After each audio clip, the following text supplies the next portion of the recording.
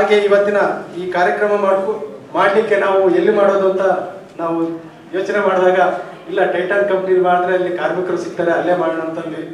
ಅಂದ್ಕೊಂಡ್ಮೇಲೆ ಮತ್ತೆ ಇಲ್ಲಿ ಬಂದು ಭೇಟಿ ಮಾಡಿದ್ದಕ್ಕೆ ನಮ್ಮ ಮಾನ್ಯ ಜಿಲ್ಲಾಧಿಕಾರಿಗಳಂತ ಶ್ರೀ ರವೀಂದ್ರ PN ಸರ್ ಕೇಳ್ಕೊಂಡಾಗ ಅವರು ತುಂಬಾ ಸಂತೋಷದಿಂದ ಒಪ್ಪಿ ಇಲ್ಲಿ ಸಮಯ ಸರಿಯಾಗಿ ಆಗಮಿಸಿದ್ದಾರೆ.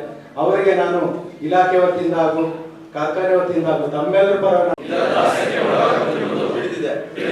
ಇದರಿಂದ ಮಾನವನ ಆರ್ಥಿಕ ಸಾಮಾಜಿಕ ಸ್ಥಿತಿ ಅಧೋಗತಿಗೆ ಇಳಿಯುತ್ತಿದೆ.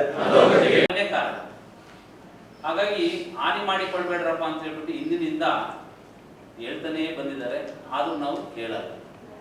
ಮಹಾತ್ಮ ಗಾಂಧೀಜಿಯವರು ಕೂಡ ಇದೇ ಮಾತನ್ನೇ ಹೇಳಿದ್ರು ಅಲ್ವಾ?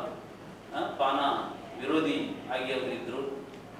ಮದ್ಯಪಾನ ಇರ್ತಕ್ಕಂಥದ್ದು ದುಶ್ಚಟ ಅಂತಕ್ಕಂಥದ್ದು ಬಹಳ ಕೆಟ್ಟದ್ದು, ಅದನ್ನ ಬಿಡ್ರಿ ಅಂತೇಳಿ ಬಹಳ ವರ್ಷಗಳ ಹಿಂದೆನೆ ನಮ್ಗೆಲ್ಲರೂ ಕೂಡ ಹೇಳ್ತಾ ಬಂದಿದ್ದಾರೆ.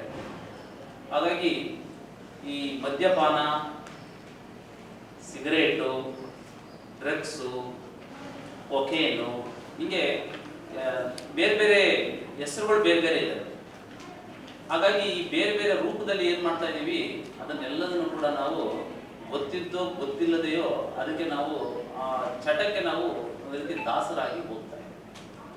ಒಂದು ಸಲ ಇಂಥ ವ್ಯಸನಗಳಿಗೆ ನಾವೇನಾದ್ರು ದಾಸರಾದ್ರೆ ಕಂಪ್ಲೀಟ್ ಆಗಿ ನಮ್ಮ ಮನೋಸ್ಥಿತಿ ಅಂತಕ್ಕಂಥದ್ದು ಮೊದಲು ಹಾಳಾಗಿ ಹೋಗುತ್ತೆ. ಯುವಕರಿದ್ದಾಗ ಏನು ಅನ್ಸಲ್ಲ, ಗೊತ್ತಾಯ್ತಲ್ಲ? ನೀವೇನೇ ಮಾಡಿದ್ರು ಕೂಡ, ಯಾಕೆಂದ್ರೆ ಇನ್ನು ಯಂಗ್ ಬ್ಲಡ್ ಇರುತ್ತೆ. ಆ ಯಂಗ್ ಬ್ಲಡ್ ಇರೋದ್ರಿಂದ ಏನಾಗುತ್ತೆ ಅಂದ್ರೆ ಅಷ್ಟು ಬೇಗ ಕಾಯಿಲೆಗಳು ನಿಮಗೆ ಬಂದು ಅಂಟ್ಕೊಳ್ಳಲ್ಲ. 40 ವರ್ಷ ದಾಟಿದ ತಕ್ಷಣನೇ ನಿಮ್ಮ ಮನೆ ಬಾಗಿಲಲ್ಲೆಲ್ಲ ನಿಂತ್ಕೊಂಡಿರ್ತವೆ, ಬಂದು ಯಾವಾಗ ಒಳಗಡೆ ಹೆಜ್ಜೆಡೋಣ ಅಂತೇಳಿ ಕಾಯ್ತಾ ಇರ್ತವೆ. ಹಾಗಾಗಿ 40 ದಾಟಿದ ತಕ್ಷಣನೇ ಒಂದೊಂದಾಗೇನೆ ಬಂದು ನಿಂತ್ಕೊಳ್ಳೋಕೆ ಸ್ಟಾರ್ಟ್ ಮಾಡ್ತಾರೆ. BP ಸ್ಟಾರ್ಟ್ ಆಗುತ್ತೆ, ಶುಗರ್ ಸ್ಟಾರ್ಟ್ ಆಗುತ್ತೆ, ಕಣ್ಣು ಮೊಬ್ಬಾಗ್ತವೆ, ಕೈ ಕಾಲುಗಳು ಶೇಕ್ ಆಗಲಿಕ್ಕೆ ಪ್ರಾರಂಭ ಆಗ್ತವೆ. ಹೀಗೆ ಒಂದಲ್ಲ ಒಂದು ಬರ್ತಾನೆ ಇರುತ್ತೆ. ಆದ್ರೂ ಕೂಡ ನಮ್ಮ ಜೊತೆಲಿ ಇರ್ತಾರಲ್ಲ ಫ್ರೆಂಡ್ಸ್, ಅವರು ಧೈರ್ಯ ಮೆಚ್ಚಬೇಕು ನಾವು, ಗೊತ್ತಾಯ್ತಲ್ಲ? ಅವರು ಧೈರ್ಯ ಕೊಡ್ತಾನೆ ಇರ್ತಾರೆ. ಏನೂ ಆಗಲ್ಲ ಮಗ, ಮಚ ತಗೊಳ್ಳಲ್ಲ, ಏನಾಗಲ್ಲ, ಈಗೆಲ್ಲ ಕಾಮನ್ ಕಣೋ, ಲೈಫ್ ಇಸ್ ಶಾರ್ಟ್, ಅಲ್ಲಿಂದ ಸ್ಟಾರ್ಟ್ ಮಾಡ್ತೀವಿ ನಾವು ಅಲ್ವಾ? ಗೊತ್ತು, ಹುಟ್ಟಿದ ಮನುಷ್ಯ ಸಾಯಲೇಬೇಕು. ಹಂಗಂತೇಳಿ ನಮ್ಮ ಲೈಫನ್ನ ಬಹಳ ಶಾರ್ಟ್ ಮಾಡ್ಕೊಂಡ್ಬಿಟ್ರೆ ತುಂಬಾ ಕಷ್ಟ. ಶಾರ್ಟ್ ಅಂದ್ರೆ ಎಷ್ಟು? 100 ವರ್ಷ ಮಾನವ ಜನ್ಮ, 100 ವರ್ಷ ಬೇಡ. ಸರಾಸರಿ ತಗೊಂಡ್ರೆ 80 ವರ್ಷ ಅಂತ ಇಟ್ಕೊಳ್ಳೋಣ, ಬೇಡ 75 ಅಂತ ಇಟ್ಕೊಳ್ಳೋಣ. ಅಂತ ಒಂದು ಲಾಂಗ್ ಲೈಫ್ ಅನ್ನ ಬದುಕ್ತಕ್ಕಂಥ ಪರಿಸ್ಥಿತಿಯಲ್ಲಿ ನಾವು ಇದ್ದಾಗಲೂ ಕೂಡ ನಾವೇ ಮಾಡ್ತೀವಿ ಅಂದ್ರೆ ಇನ್ನೂ ಲೈಫನ್ನ ಶಾರ್ಟ್ ಮಾಡ್ಕೊಂಡ್ಬಿಡ್ತೀವಿ. ಎಷ್ಟು ಶಾರ್ಟ್ ಮಾಡ್ಕೊಂತೀವಿ ಅಂದ್ರೆ 50 ಒಳಗಡೆ ತಂದ್ಕೊಂಡ್ಬಿಡ್ತೀವಿ. ಯಾಕೆ ಬರುತ್ತೆ 50 ಒಳಗಡೆ ನಮ್ಮ ವಯಸ್ಸು ಅಂದ್ರೆ ಈ ತರದ ಕೆಲವೊಂದು ವ್ಯಸನಗಳಿಗೆ ನಾವು ದಾಸರಾಗ್ತೀವಿ.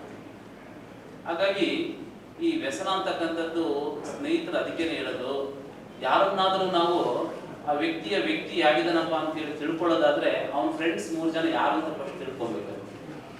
ಗೊತ್ತಾಯ್ತಲ್ಲ? ನನ್ನ ಬಗ್ಗೆ ನೀವೇನಾದ್ರು ತಿಳ್ಕೊಬೇಕು ಅಂದ್ರೆ ನನಗಿರ್ತಕ್ಕಂಥ ಫ್ರೆಂಡ್ಸ್ 3 ಜನ ಯಾರು ಅಂತ ತಿಳ್ಕೊಂಡ್ಬಿಟ್ರೆ ನಾನು ಏನಾಗಿದ್ದೀನಿ ಅನ್ನೋದು ಗೊತ್ತಾಗಿರುತ್ತೆ.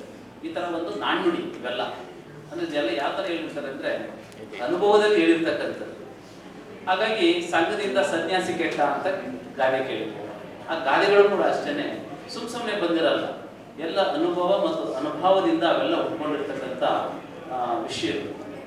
ಇವತ್ತೇ ಯಾಕಿಟ್ರು ಇದನ್ನ ವ್ಯಸನ ಮುಕ್ತ ದಿನಾಚರಣೆ ಅಂತ, ಬೇರೆ ದಿನ ಇಡ್ಬೋದಿತ್ತಲ್ಲ ಅಂತ ನೋಡಿದಾಗ ನಮ್ಮ ಎಡಭಾಗದಲ್ಲಿ ಶಿವಯೋಗಿ, ಮಹಾಂತ ಶಿವಯೋಗಿಗಳ ಒಂದು ಫೋಟೋವನ್ನು ಇಟ್ಟು ನಾವು ಇವತ್ತು ಪೂಜೆ ಮಾಡ್ತಾರೆ. ನಿಮ್ಗೆಲ್ಲ ಗೊತ್ತಿರಲಿ, ಉತ್ತರ ಕರ್ನಾಟಕದಲ್ಲಿ ಶ್ರಾವಣ ಮಾಸ ಬಂತು ಅಂದ್ರೆ ಸ್ವಾಮೀಜಿಗಳೆಲ್ಲ ಏನ್ ಮಾಡ್ತಾರೆ ಅಂದ್ರೆ ಅವರೆಲ್ಲರೂ ಕೂಡ ಕಾಯಕ ಮಾಡ್ತಾ ಇರ್ತಾರೆ. ಶಿಕ್ಷಣ ದಾಸೋಹ ಕೊಡ್ತಾರೆ, ಅನ್ನ ದಾಸೋಹ ಕೊಡ್ತಾರೆ, ಇದೆಲ್ಲ ಇರುತ್ತೆ. ಶ್ರಾವಣ ಮಾಸದಲ್ಲಿ ಶ್ರಾವಣ ಭಿಕ್ಷೆ ಅಂತೇಳಿ ಮಾಡ್ತಾರೆ. ಇಲ್ಲದೆ ಹೋದ್ರೆ ಮಠಕ್ಕೆ ಏನ್ ಮಾಡ್ತಾರೆ, ಜನ ಏನ್ ಮಾಡ್ತಾರೆ, ಬಂದು ತಾವು ಬೆಳೆದಂತ ಕಾಯಿ ಪಲ್ಯ, ತರಕಾರಿ, ಹಣ್ಣು, ದವಸ, ಧಾನ್ಯ ಎಲ್ಲದನ್ನು ಕೂಡ ಮಠಕ್ಕೆ ಮಾಡ್ತಾ ಇರ್ತಾರೆ. ಆದ್ರೆ ನೈಸರ್ಗಿಕ ಅಂತಕ್ಕಂಥದ್ದು ಒಂದೇ ರೀತಿ ಇರೋದಿಲ್ಲ.